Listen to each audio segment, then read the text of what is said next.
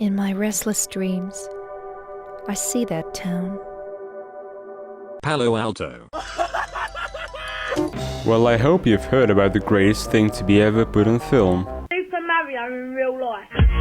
If not, you're in big trouble, but I'm gonna help you out there by explaining why this movie, Palo Alto, is the best movie ever made. I strongly recommend you watch it after this video essay, but for now, let me present my points, so buckle up. This is gonna be crazy. This masterpiece starts with an amazing dialogue about kings and virgins, I'd fuck every virgin in the kingdom. No, you can't be king, asshole. after which two main characters die. Without even skipping a beat, we meet our main protagonist's love interest, April, portrayed by Emma Roberts, who gives what I think is the best performance of hers, period. No, I should be hanging out with boys my own age. She's the kind of girl that doesn't care much about anything. She plays football, lives with this film's director's mom, and Val Kilmer. Yes. After this short introduction, we learn a bit more about our main character. His name is Ted, by the way. He's so fucking gorgeous. Apparently he's a pretty spiritual individual and likes to hang out with that other automobile accident victim. His name is Fred, by the way. Got it? Okay, moving on. Our protagonist likes to get in trouble a lot. So the inciting incident for this movie is another car accident. But this time a bit more serious. Sounds a bit samey to a lot of flicks you might have seen, but wait. Teddy, as a teenager, doesn't lead the life he necessarily wants, as we learn. Fred is the main culprit for all of their shenanigans, and Ted, he's just an acquaintance. Can I carry your weapon? Shine your And actually behind the mask of a sappy high school drama hides an intricate study of a hero's journey. And Ted is the main hero of this particular story. And just like in Dark Souls' idea of a myth, a hero recognizes the disparity that is not readily visible to the common people. Teddy's peers constantly abuse his personal space and even use him in promiscuous purposes throughout the movie. What if I want to have sex before I get married? Well, I guess you just have to be prepared to die. And he can only see, acknowledge and address this after an inciting incident. He embarks on a journey dedicated to self-discovery, love and bliss. But wait, there's more!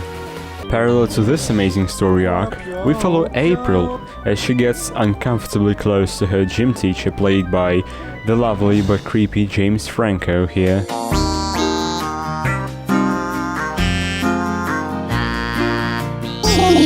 Of course, she has some underlying feelings for the main character, but for 2/3 of the movie she hides them because of Teddy's dumb behavior, or at least what she sees as dumb.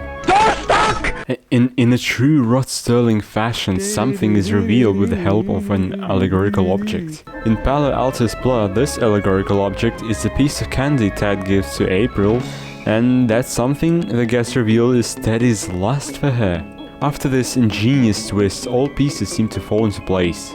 April breaks up with her creepy teacher boyfriend James Franco. Of course, there was a thing about how April was revealed to be a simp, and Mr. B, that's James Franco's name in the movie, was juggling high school cuties on the reg, and I'm not gonna delve deep into this for storytelling purposes. And so finally, after all this wreck and rubble, April and Ted come together in the cutest meet cute ever. The cigarette lighter meet cute.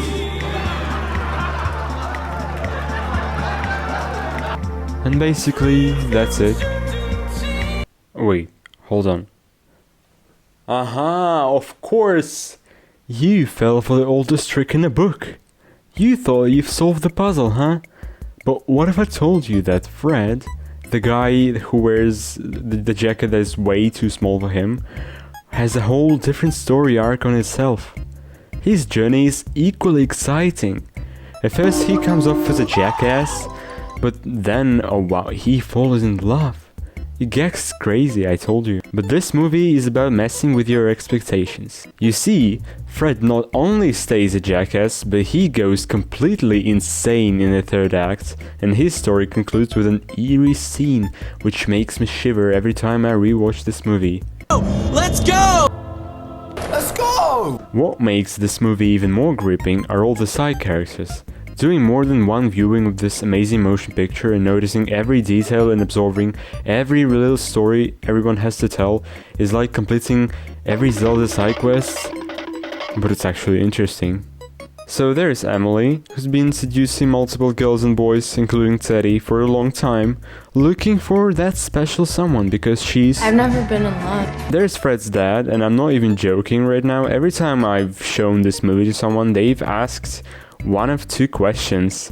Either, is he incredibly stoned, or is he incredibly gay? And there's many more, but I won't spoil everything. Even if I already told you the whole plot of the movie just now. Also, there's a couple of really cool dream sequences that I really like.